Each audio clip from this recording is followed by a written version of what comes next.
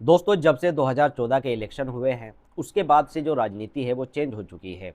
पहले क्या होता था कि मुसलमानों के लिए कोई घोषणा हो जाती थी या मंच से कुछ बोल दिया जाता था जिससे मुस्लिम समाज खुश हो जाता था और वोट दे दिया करता था। लेकिन 2014 से ये जो चीज़ थी वो चेंज हो चुकी है, जो बहुत ही अच्छी चीज़ है। मुसलमानों के लिए ना तो कोई घोषणाएं होती है, ना मुसलमानों के लिए कुछ बोला जाता है। सिर्फ मुसलमानों से अगर आपको वोट चाहिए तो उनको आप डरा दीजिए, और डर का नाम है बीजेपी। हर पार्टी यही चीज़ अपना रही है कि मुसलमानों को डराओ बीजेपी से और वोट हासिल कर लो, और मुस्लिम समाज भी इन लोगों की इस चाल में फंसता नज़र आ रहा है। 2014 के बाद से कई इलेक्शन आपने देखे होंगे, कई स्टेट में इलेक्शन हुए हैं जिसमें बीजेपी का डर दिखाकर मुसलमानों से वोट तो हासिल कर ली लेकिन सरकार नहीं बना पाए, क्योंकि जो इन लोगों का कोर वोटर है वो तो इनको वोट देता ही नहीं।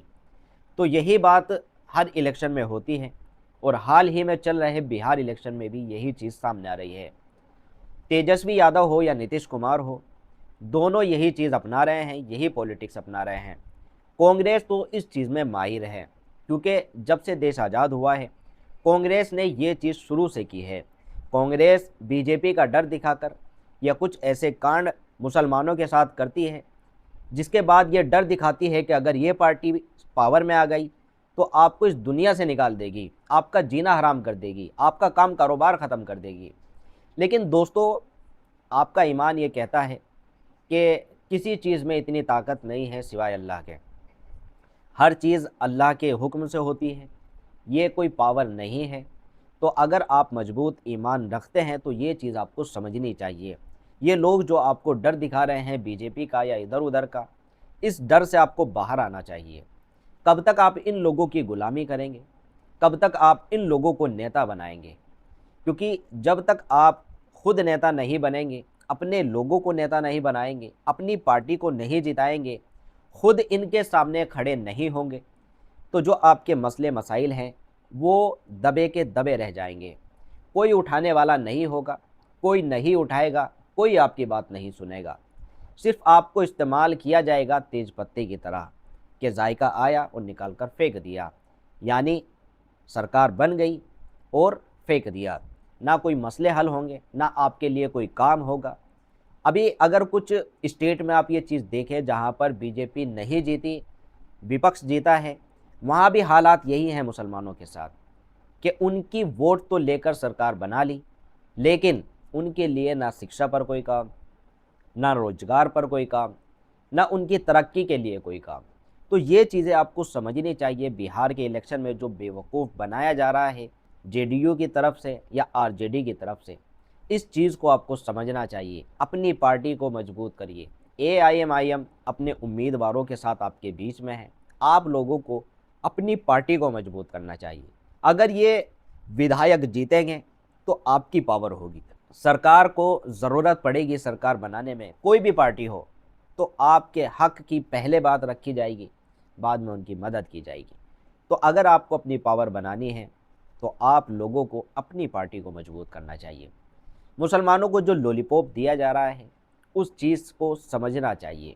इस मामले पर असदुद्दीन ओवैसी साहब भी बोले, आपको ओवैसी साहब की बात को सुनना चाहिए कि इस मसले पर वो क्या बोल रहे हैं। वीडियो देखें। दूसरी तरफ एक और पार्टी है इंडिया अलायंस, अपने आप को गठबंधन कहती है। अब गठबंधन की हकीकत ये है कि जो हमारे वीआईपी पार्टी के लोग हैं, अभी इलेक्शन शुरू नहीं हुआ तो उनके जिम्मेदार ने कह दिया कि बिहार में हमारा मल्ला समाज की आबादी 3% है और हमारा उप मुख्यमंत्री होगा। मैं आपसे पूछना चाहता हूं, अगर मल्ला समाज जो 3% की आबादी है और वो तेजस्वी के बाजू बैठकर कहता है कि हम उप मुख्यमंत्री होंगे, मैं ढाका की आवाम को और बिहार की जनता को और खास तौर से वो 17% अल्पसंख्यक समाज को एक पैगाम दे रहा हूं। 3% है और उनकी ताकत को देखो आप, उनके सियासी शऊर से सबक हासिल करो आप, और उनकी बहादुरी को देखो कि 3% और कह रहे हैं कि अगर हमारी सरकार बनेगी तो मुख्यमंत्री हमारा होगा। बताओ, आप 17% हैं, अगर मल्ला का बेटा उप मुख्यमंत्री बन सकता तो क्या आदम का बेटा मुख्यमंत्री नहीं बन सकता? हमको जवाब दो। अगर मल्ला का बेटा उप मुख्यमंत्री बन सकता तो क्या मोहम्मद का बेटा नहीं बन सकता मुख्यमंत्री? मेरे भाई, फैसला आपको करना है। 17% है, 3% है और 14% है। 14% है तेजस्वी, और आप देते हैं टिकट उनको कितना? 14 है तो 36% टिकट दिया। जो 17% है उनको क्या दिया? उनको लॉलीपॉप दिया और बोला कि बेटा चूसते रहना। तुम 14% और 36% तुम, और हमको बोल रहे दरी बिछाओ, दरी बिछाओ, दरी बिछाओ। हमारी बात क्या है कि हम हिस्सा चाहते हैं, बराबरी चाहते हैं। हम किसी के जर खरीद गुलाम नहीं है। तुमने आज जंजीरें तोड़ दी है। अगर यह हकीकी तौर पर आपको जंजीरें तोड़ना है तो अपने दिमाग से इस बात को हमेशा के लिए निकाल दो कि हम किसी के गुलाम नहीं, हम बराबरी चाहते हैं। अगर आप अपने दिमाग से इस बात को निकाल देंगे हमेशा के लिए, तो याद रखिए आप और हमसे इंसाफ होगा। बिहार तरक्की की राह पर जाएगा। अरे जो लोग बार बार एमवाई बोलते हैं, अरे बताओ कौन है? 15 साल लालू परिवार के लोग मुख्यमंत्री रहे, 20 साल से नीतीश कुमार मुख्यमंत्री है, 2 मर्तबा तेजस्वी उप मुख्यमंत्री बन गए। अरे हम पूछना चाहते हैं कि आखिर हमारा रोल क्या है? और ये लोग जो हम पर उंगलियां उठाते हैं, हमको गाली देते हैं और बोलते हैं ओवैसी भड़काऊ भाषण देता है, ओवैसी वोट काटने के लिए आया। तो सुनो, 17% अल्पसंख्यक समाज बिहार के तुम्हारी तबाही और बर्बादी की दास्तान को तुम्हारे सामने बयान कर रहा हूं।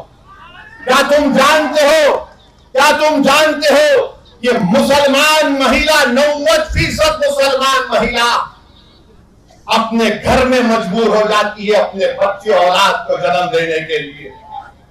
कहां गया तुम्हारा विकास? ये मैं नहीं कह रहा हूं, बिहार सरकार का डेटा कह रहा है। और ये जो हमारे तेजस्वी के साथ जो लोग हैं, बार बार हमको निशाना बनाते हैं। अरे मेरे भाई, जब 3% उप मुख्यमंत्री बन रहा है तो तुम क्या कर रहे हो वहां पर बैठकर? तुम सिवाय खव्वाली के कुछ नहीं कर सकते वहां पर तेजस्वी के दरबार में। बताओ क्या हासिल करोगे तुम? क्या हासिल करोगे? कितनों को टिकट मिलता है? 17% है। कितनों को टिकट दिए? बोलो राजद वालों। और जो 14% है उनको 36% टिकट दिया जाता है। ये सामाजिक न्याय है? ये एमवाई का कॉम्बिनेशन है? ये सबको साथ लेकर चलने की बात होती है?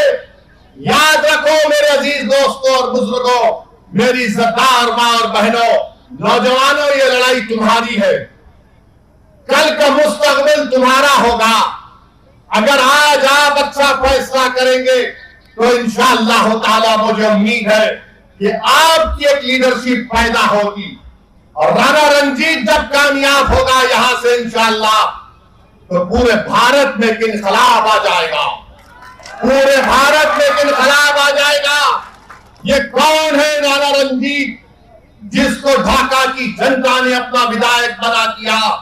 अगर सेकुलरिज्म को कामयाब करना है, अगर सबको मिलकर एक साथ, जो लोग बार बार पुकारते कि मिलके रहो, मिलके रहो, आज मैं आपसे अपील कर रहा हूं कि आज हमको अपने इस बेटे को और भाई को कामयाब करने के लिए अपने वोट का सही इस्तेमाल करना पड़ेगा।